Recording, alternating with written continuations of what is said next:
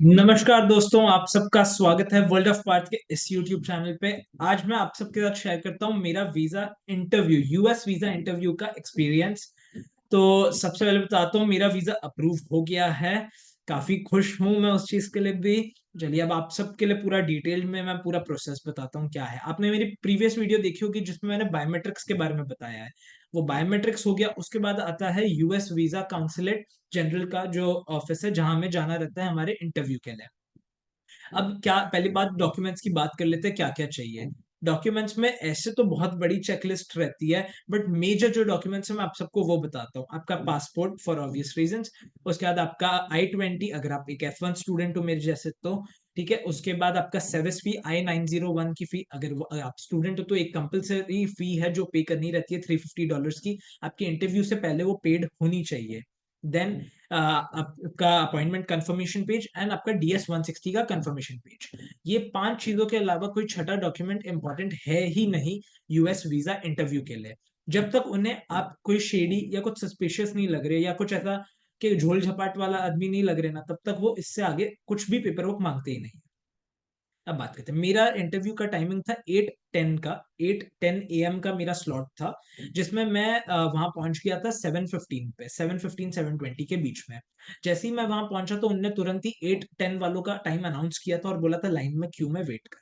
तो एक दूसरी क्यू रहती है, यहाँ से हम निकल के एक्चुअल जो क्यू है उसकी तरफ जाते हैं।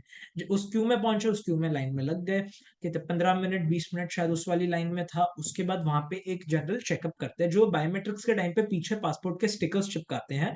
वो स्टिकर्स पे एक नंबर लिखा हुआ रहता है, जिस नंबर को वो अपने आईपैड में डाल के वेरीफाई करते हैं। एक बार वो वेरीफाई हो गया तो वो उस पासपोर्ट पे आपके टिक मार्क लगा देंगे उस स्लिप पे पीछे, एंड पासपोर्ट आपको पकड़ा देंगे। देन धीरे धीरे समझिए 10-10 लोगों के लॉट में अंदर जाने मिल रहा था। जब अंदर जाते हैं, अंदर जाने के बाद फिर होता है, बाहर एक लॉकर फैसिलिटी रखी हुई है। अगर बाई चांस आपके पास आपके कोई साथ में है नहीं, जिसके पास आप अपना फोन, वॉलेट और घड़ी, कोई भी इलेक्ट्रॉनिक डिवाइस हो गया बेसिकली, या कोई भी शार्प आइटम्स हो गई अगर आप कैरी करते हो कोई भी, तो वो रखना है। और आपके पास कोई रिलेटिव्स या कुछ भी है नहीं कोई जो आपके साथ आए, तो वहां पे लॉकर फैसिलिटी है जहाँ पे आप दे सकते हो। वो हो जाता है। उसके बाद आप ऑफिस के अंदर जाते हो। जैसे एयरपोर्ट पे सिक्योरिटी होती है, सिक्योरिटी चेक, वैसे वहां पे baskets and proper security check के लिए रखा हुआ है। आपके जेब में या आपके हाथ में जो भी डॉक्यूमेंट्स है, इन सब चीजों को आप उस पर्टिकुलर बास्केट में रखेंगे एंड देन सिक्योरिटी चेक के लिए जाएंगे। अगर कोई मेरे जैसे भगवान का ऐसा कुछ पहनता है या कोई पेंडेंट पहनता है, ये निकालना जरूरी नहीं रहता, आप पहन के जा सकते हो। जैसे मैं कड़ा पहनता हूँ तो ये भी मैं पहन के गया था, ये अलाउड है। ये सब परमिटेड आइटम्स है। अब यहाँ से जैसे ही अंदर जाते हैं, ये सिक्योरिटी चेक हुआ। हम इस वाले गेट, अब वहीं पे पीछे गेट होता है, उस गेट से बाहर निकल के अब हम दूसरे मेन ऑफिस में जाते हैं जहाँ पे इंटरव्यू कंडक्ट हो रहा होता है। इंटरव्यू, अब वहां पे जाते ही पहले एक और लाइन में लगना रहता है। उस लाइन में लगता है जहां पे हमारे ये डॉक्यूमेंट्स री वेरीफाई होते हैं। क्या क्या वेरिफिकेशन में मांगा, मेरे से क्या क्या मांगा, पासपोर्ट मांगा, I-20 मांगा और सर्विस फी की रिसीट मांगी। ये तीनों मैंने उनको दिखा दिया। उनने ओके बोला, उनने बोला आगे जाके आप अपना वेरिफिकेशन दे दो। अब जब नेक्स्ट एक और लाइन में लगते हैं, वहां पे वेरिफिकेशन होता है। क्या वेरीफाई करते हैं, या तो वो आपकी फोटो वेरीफाई करेंगे एक और फोटोग्राफ खींच के, नहीं तो आपसे आपके कोई भी, या तो बोल सकते हैं दोनों थंब रख दो या कोई भी हैंड की 4 फिंगर्स रख दो, वो वेरीफाई करते हैं। ये वेरिफिकेशन होने के बाद आपसे पूछा जाता है वहां पे बाकायदा, एक पीछे जो भी असिस्ट करने के लिए मैम या सर खड़े रहेंगे, वो आपसे पूछेंगे आप कौन से लैंग्वेज में कंफर्टेबल हो। आप इंग्लिश, हिंदी, मराठी, गुजराती, तमिल, ये पांचों मैंने मेरे टाइम पे देखा जो लोग बोल रहे थे कि ऐसे। तो आप जो मैंने तो इंग्लिश ही बोला था क्योंकि मैं इंग्लिश में कंफर्टेबल था, तो मैं इंग्लिश वाली क्यू में लग गया। अब ये लाइन थी मेन जिसमें इंटरव्यू होता है। अब इंटरव्यू होता कैसे है, ऐसे क्यूबिकल्स बने हैं जैसे आफ्टर कोविड बैंक में आपने देखा होगा, बैंक्स में कैसे क्यूबिकल्स बने हुए हैं, वैसे सेम टू सेम क्यूबिकल्स बने हुए हैं। अब इस क्यूब, अब जैसे ही वहां पे नंबर आया उस पर्टिकुलर जाओ, जो भी क्यूबिकल का नंबर आया आपका, जैसे ही पहुंचते, जैसे मेरा 31 आया था, तो मैं पहुंचा वहां पे, मैंने उनको ये डॉक्यूमेंट्स दिए, उनको ग्रीट किया अच्छे से कॉन्फिडेंटली। तो उनने मेरे से सिर्फ एक ही सवाल, मैं पता नहीं, मेरा तो सिर्फ 30 सेकंड्स का इंटरव्यू था, और मेरे से सिर्फ एक ही सवाल पूछा कि तुम्हें यूएस क्यों जाना है पढ़ने के लिए, तो why do you want to go to US, ये उनका क्वेश्चन था।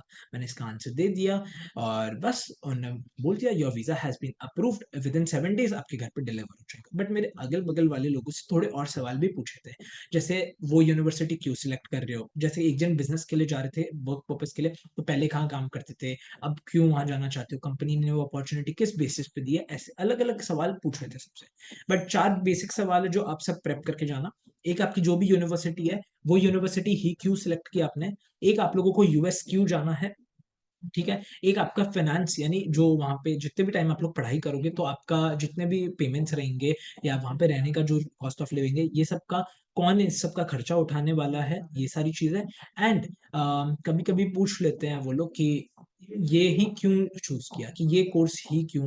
वो आपको अगर वहाँ पे ओपीटी का ऑप्शन मिला यानी वहाँ पे वर्क परमिट का मिला, तो क्या वहीं पे रहोगे कि वापस आओगे?